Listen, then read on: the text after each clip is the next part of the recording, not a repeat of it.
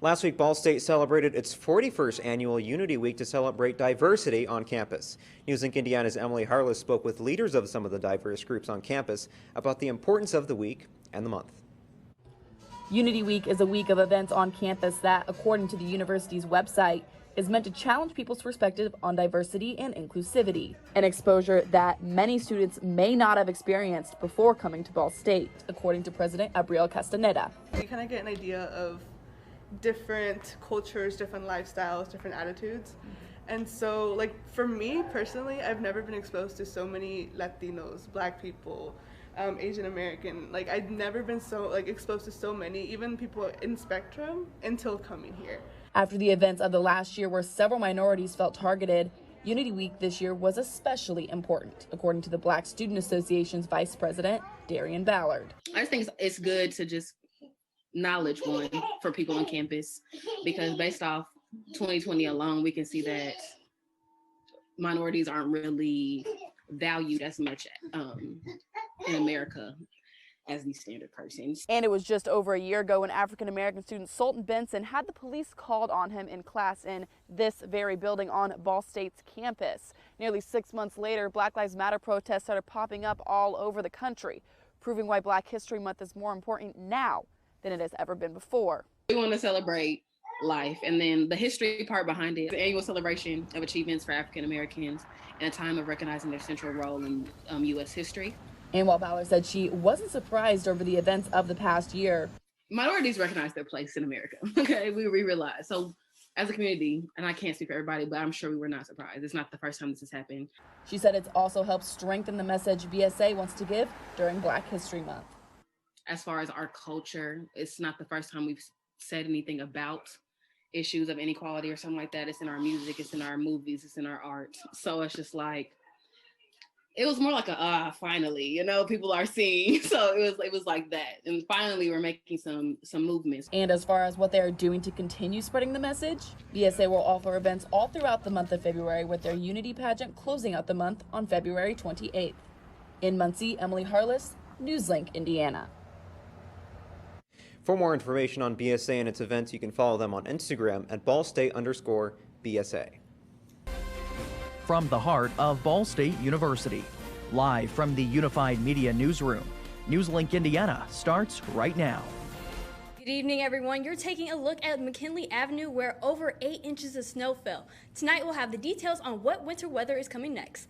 Thanks for being with us. I'm Imani Butts. And I'm Emily Harless. And you're right, let's talk about that snow last night. I was here and walked home in a big portion of the storm, and it was absolutely insane. Never want to go out in that again. Honestly, I stayed in my dorm all day with the blinds closed because I didn't want to see any of it. So, Hope, what can you tell us about what's going on outside? And 4 million people in Texas are without power as temperatures across the state dip below freezing. Cities across the state are opening warming centers because of the outages and temperatures. Centers are open to people without access to electricity who may not be able to use their heat. The city of Plano opened a church as a warming center until Thursday night. Everyone must follow COVID-19 protocols. People are encouraged to bring their own blankets, water, and snacks. Officials in Texas said it could be several days until power is restored. I don't know about you guys, but it's good to see the basketball team playing again. I'm really glad the basketball team is playing again. I personally haven't been to any of the games this season. My fault. But I'm glad to see that they're back and they're actually getting a chance to play before MAC and the championships and things like that. What about you? And Monty, I might have you beat. I haven't been to a basketball game the entire time that I've been at Ball State, and I'm a junior, so it's been 3 years that I have somehow managed to not get into Worthen Arena. How did I beat you? I don't know. You're younger than me. I'm not sure. Hey, but you're a sports fan. You're a huge I am sports a sports fan. And I'm sure Anthony has. Yeah. Have you been? I've been to one, but let's all just maybe support them a little bit better. So I beat the both of you. Maybe we'll all go together sometime. Right, after the show, we could probably go to a game together. Exactly. Well, Anthony, thank you. After the break, Disney Shorts are back. What you can expect to see in the new mini movie. And Oprah had a chance to sit down with royalty. Stay with us. Welcome back. Students' mental health has been a concern for some this semester because of COVID-19 and no breaks from classes. Newslink Indiana's Emily Harless followed a student during her day to see how she deals with anxiety and depression. I started truly noticing it the winter of my sophomore year of high school. Junior nursing major Anna Peterson knows the battle of mental health all too well. My freshman year of high school, my grandma died, and it was like a really big thing for me. And I'm a person that like suppresses my feelings, so I'm like, yeah, no, I'm fine. Like, don't worry about it. And everything kind of just really hit hard like that following year. Now, 6 years later, she is trying to navigate a school year not seen in recent history. Most of her classes are online. Peterson, among many students who've gone through a semester that had classes on Labor Day and no fall break. I just constantly feel like I'm missing something or behind on something. However, Peterson is worried the spring could bring similar stress. BSU officials announcing students must be tested for COVID-19 before the start of next semester, one that will start a week later than originally planned without a spring break. Ball State President Jeffrey Mearns says as difficult as it may be, it's the best thing to do. Again, wanted to put a little bit more time between the holiday season and particularly the New Year's holiday, when we know that there will be some possibility of students socializing with larger groups. So moving it from the 11th to the 19th puts more than 2 weeks between that New Year's holiday and the start of classes. But Mearns says he hopes 3 study days next semester will help reduce stress. We know it is not a perfect substitute for spring break. We know there's a difference between being able to get away for an entire week, but we thought it would provide just a little bit of relief. And while Mearns gets ready for students to come back, Peterson hopes these breaks will help, but is unsure if it replaces spring break.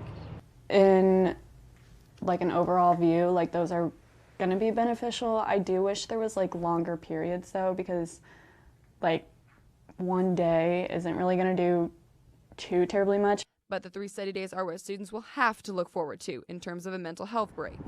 In Muncie, Emily Harless, Newslink, Indiana. Tonight, we want to give you an update on a story we brought you last semester. Newslink Indiana's Emily Harless is joining us here in the newsroom. Emily, you met with some Ball State faculty earlier today to talk about a recently published study they helped with.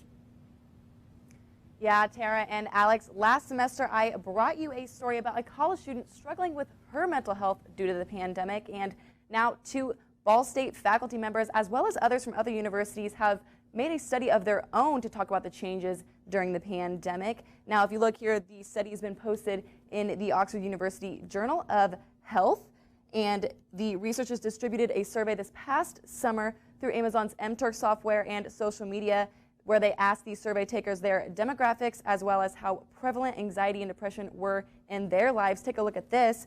Nearly 2,000 people participated in the survey from all across the U.S. Anxiety was more popular in full-time workers, healthcare workers, 18 to 25-year-olds, and those from urban areas. Depression was seen more in 18 to 25-year-olds, males, and those from rural areas. And moderate to severe psychological distress was found in 18 to 40-year-olds and bachelor's degree holders, Here's what Ball State faculty members Sharon Bowman and Sushil Sharma had to say about why college-age kids are affected so badly. There's always an uncertainty when you're making a move, but this uncertainty coupled with simply being frozen is devastating. You know, this is the age when you are more inquisitive, what's going on. And this is the first time when many of them experience, including ourselves, with such a pandemic situation. So one is that their inquisitiveness, and second is that being a multitasking, they go through multiple sources of information. Now, this is just a small breakdown of the results from the study. For a full breakdown of the results and to hear more on what the faculty had to say, you can view my article at ballstatedaily.com. Tara, Alex. Thank you, Emily. A grand jury cited insufficient evidence as the reason not to indict an Indianapolis Metropolitan Police officer who shot and killed a man back in May. Investigators say 21-year-old Drejon Reed led police on a car chase, which he streamed live on his Facebook page. Reed later got out of the car and tried to run.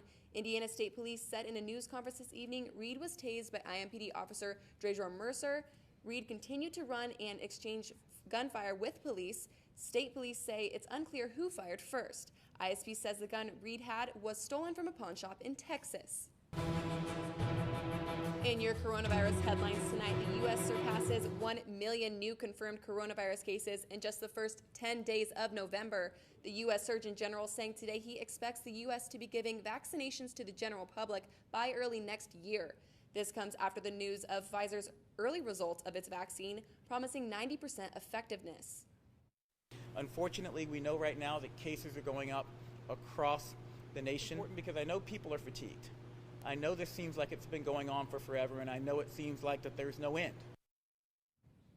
The Surgeon General says they will primarily focus on the vulnerable first towards the end of the year. This includes people who are older, the frontline workers, doctors, nurses, police officers, and firefighters.